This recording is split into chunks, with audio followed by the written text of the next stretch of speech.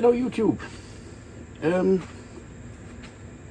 Never a dull moment could be the title of this one. As I cut mostly or completely just hardwoods on my sawmill, my blades don't last as long as the ones do for the folks that just cut pine and stuff like that. So I have to sharpen and set mine on the regular, and the sharp pile has gone down somewhat. So this one is a little bit about sharpening and setting. We're out here in the tent, because my little trailer where I have my usual workshop, I can't set this stuff up in there. I just don't have the room in a 9x17 trailer that's got all sorts of stuff in it. So let's have a look. These are, as my sawmill is a DIY job, I built it myself. I set it up in the design to run 15-foot long blades. I thought then that 15 foot would be a measurement that everybody has. Not so. So my blades are custom welded for me, specifically for my mill, because they are somewhat longer than most wood miser or woodland mills or whatever sawmill is out there. So and I'm running a 24 horsepower motor on it, or engine, gas powered. And usually a sawmill that size, from I don't know, wood miser wood stuff, they run something like 15, 18 Kohler single cylinders and stuff. And this is a twin. So my biggest problem actually is belt slippage. The power is there from the engine, I just can't get all of it to the blades. So without further ado, I have to keep them pretty sharp running those things in hardwood and stuff. So I thought I'd take you along for sharpening one blade, and partially because it's a boring, after the first 20 teeth there's nothing you can you don't know about it. So before we get to the setting part, we'll have to go over there. So there we go. I'm running a CBCBN blade, grinding wheel, not a stone per se, because I find those things last longer. I started that off with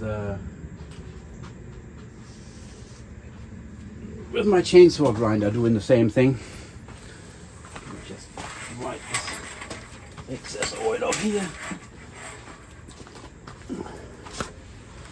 Instead of having to dress a stone all the time on the chainsaw grinder, the same, I can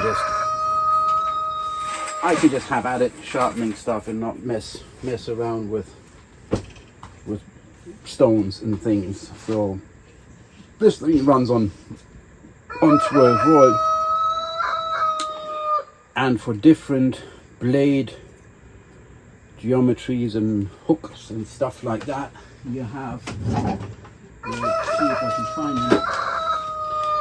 You have these guys. These are different cams that are made for the different, like this one is a wood miser, this one is the original from woodland mills, and so on and so forth. So you find a cam that matches your blade shape, right? So let's have a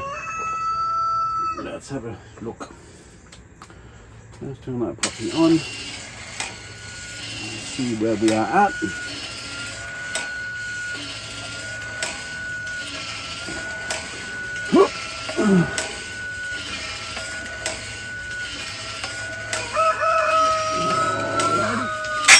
See, that is pretty close.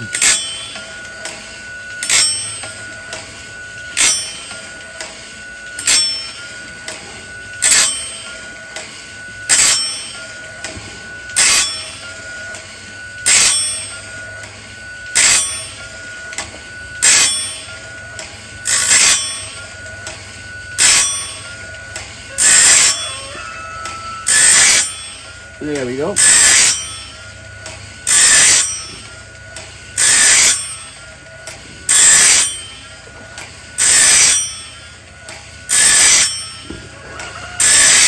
What I'm aiming for here is, let's see if I get from that. Yeah, that's what I want to do is do the face here and the gullet. This is the first sharpening on this blade. Once I get to the second or third sharpening, then I'll be running this all the way up the back of that tooth.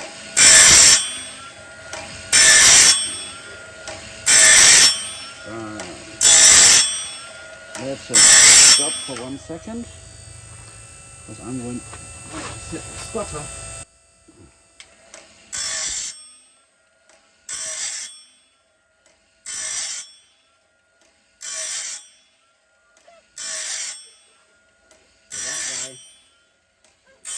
I just put on this fellow here that I run all the way around, and then when it gets to here, it will hit these two switches and turn the thing off. That way you don't have to stand there watching it the whole time. Let's see if I can put you.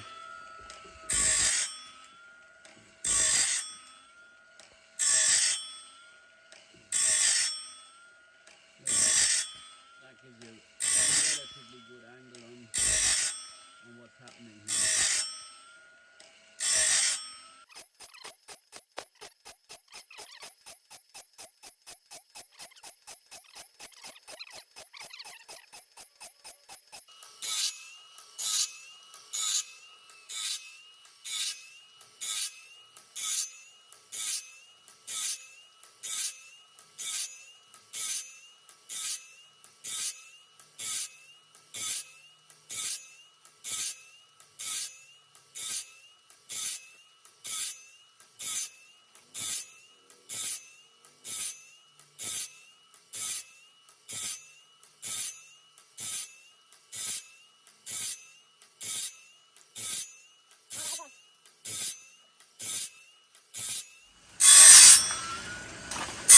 So while that is going on in the background, there is a thing.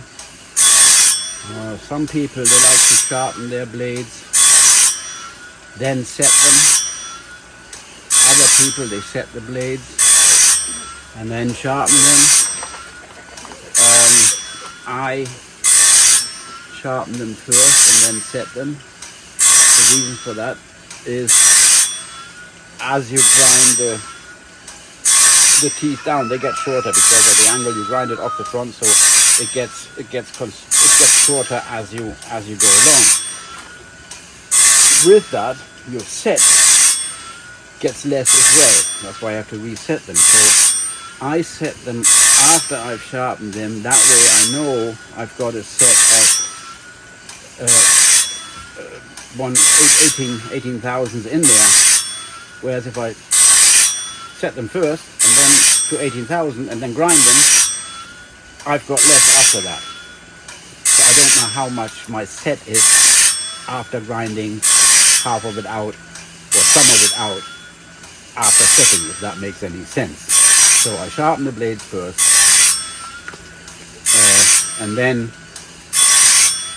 and I've got a little sweep on the sharpener that cleans up the blade somewhat, so then I don't have so much grungy stuff that might get under the plunger of the setter and stuff like that. So yeah, so I go and do that first.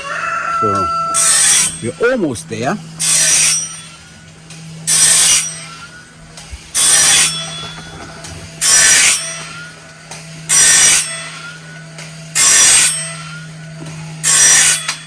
There you go.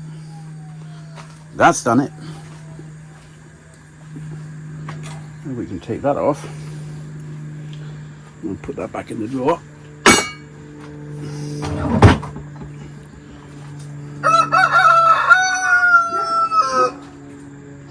And if I did that right. Yep, I did. All my teeth now, all the gullets, they are all ground down to the same level. So now we can take this thing out of the sharpener and stick it on the setter. Now at this point, obviously, having been in this machine, that thing is sharp. Let me turn that off. So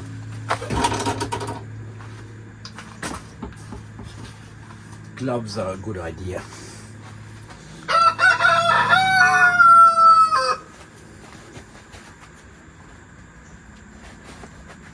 Let me just put you guys over here. That should do it.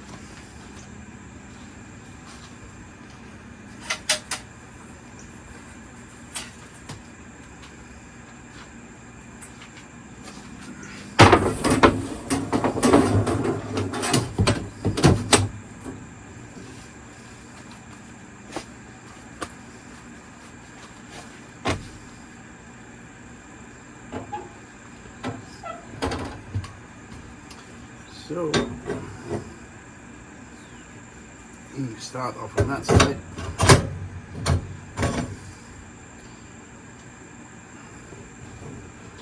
Turn on the one thing that they could have done better at Woodland Mills is make this hole a little bit bigger so you can wipe off that plunger, keeping it clean. So what we do here is we put this plate in here, just hold that down, and then 0. There we go. The dial indicator. Stick this puppy on here. That one. There you go. Now we have to find a tooth. Yeah.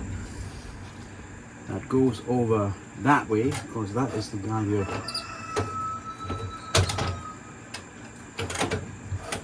There. Yep, that's one. Now just against the anvil here, this guy gives us 18 thousandths. I'm just going to give that a little squirt, and we are at 22, which is where we want to be. And then we advance 3 teeth until this tooth gets there. Squeeze that again, and we are at 21 and a half. It's not dead on.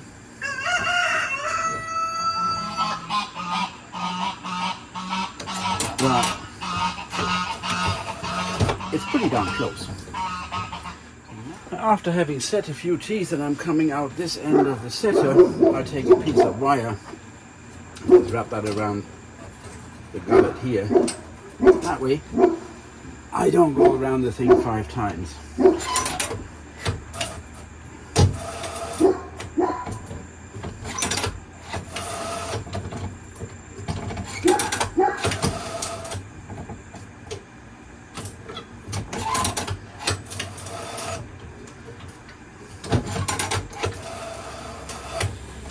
I found that the factory, when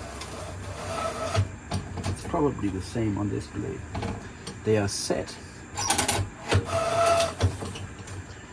15 after grinding, to 15 thou over to that side, but they were over this way like 20, 23. So the last few that I did that were from new blades, I only set for one side because the other side was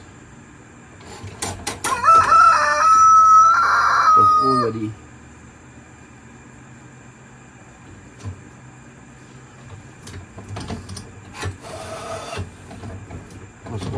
where I needed to be. It was a bit weird.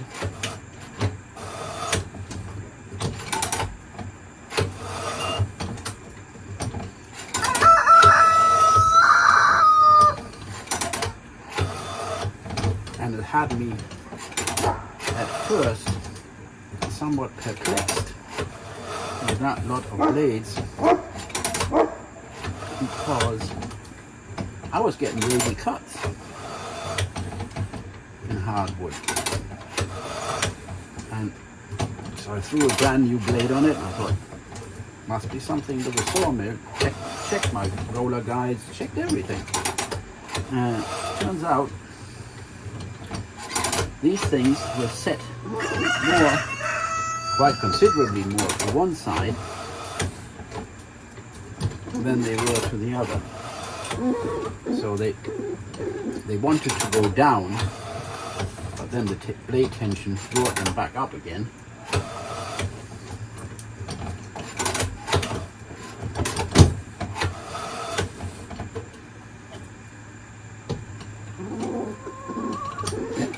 I screwed that one up.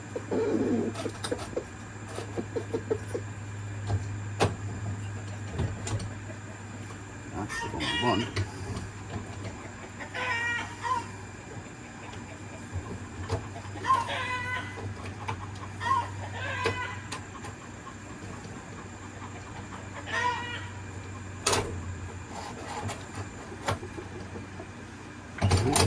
That's the one.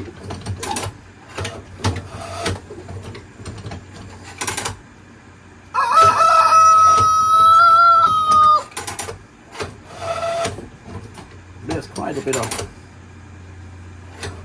screenness in these teeth.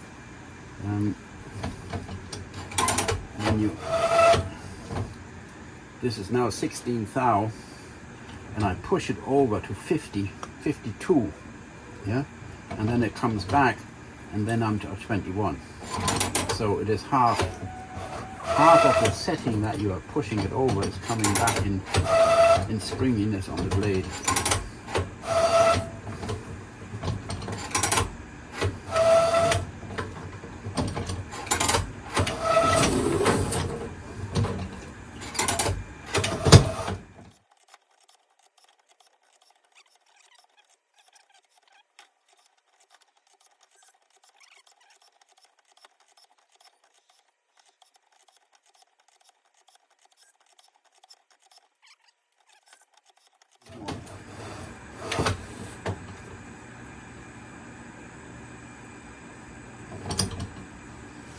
And there we have it.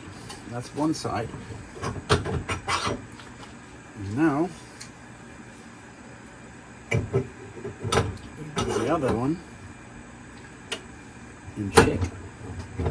Probably end up not setting this side. If it's anything like the other ones that I just did,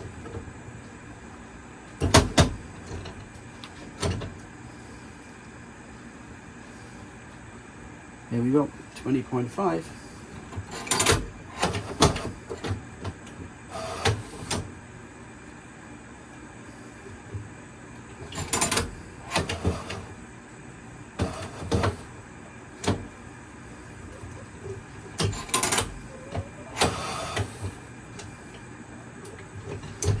This.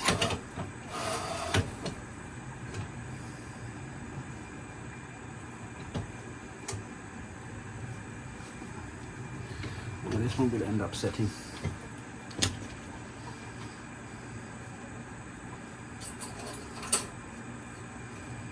Here's our piece of wire.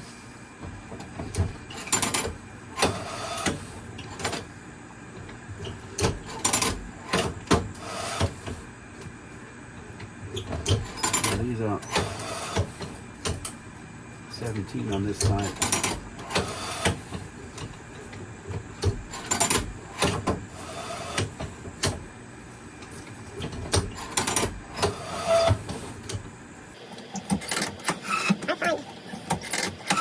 I suppose you can't blame the manufacturers really. Because blades, after they've been set, the sharpened ones, they run better than new. Same holds true for chainsaw chains.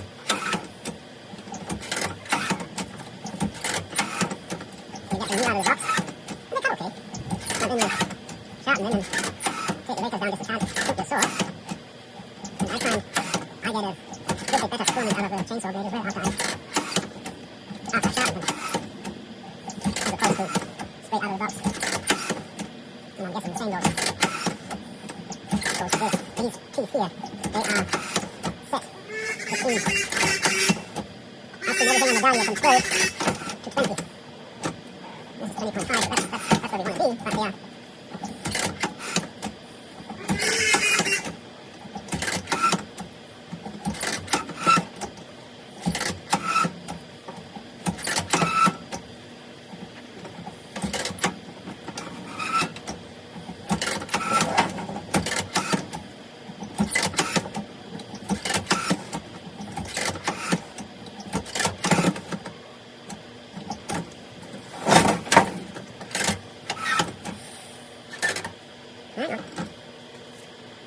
I skipped one.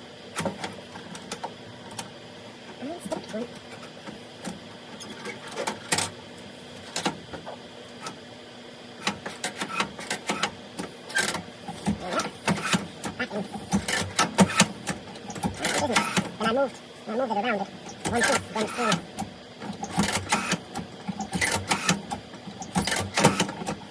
When you first pull this blade against the anvil here, then you measure the actual set that it has, and then you squeeze it over with a set screw that sits in there. So when you skip the tooth, and the next one after this is a straight one, it reads 0 when you put it up against the anvil. That's how you know that something isn't quite right in it.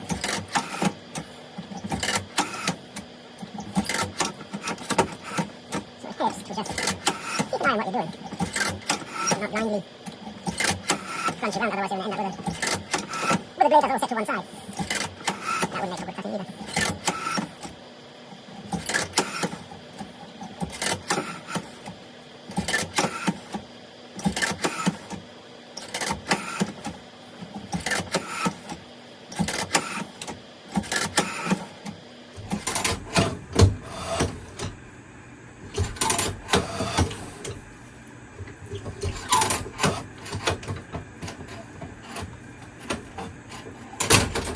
There's my wire.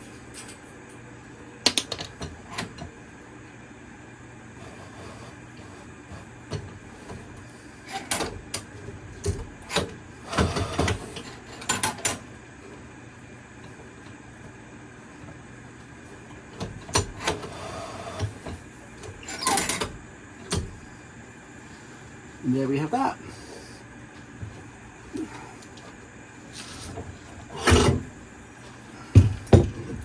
One blade from dull to sharpened and set.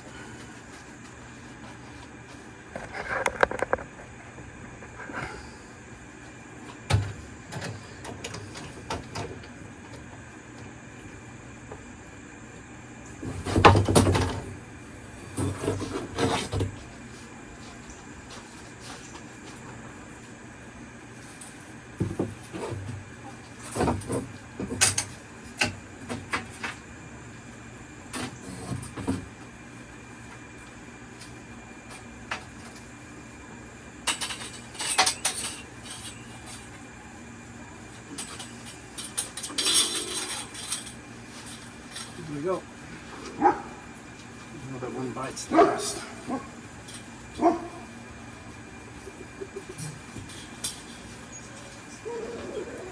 There's two more hanging over there, and then we're done. But I'm not going to bore you with them. I'm going to do them later on today or this evening. But,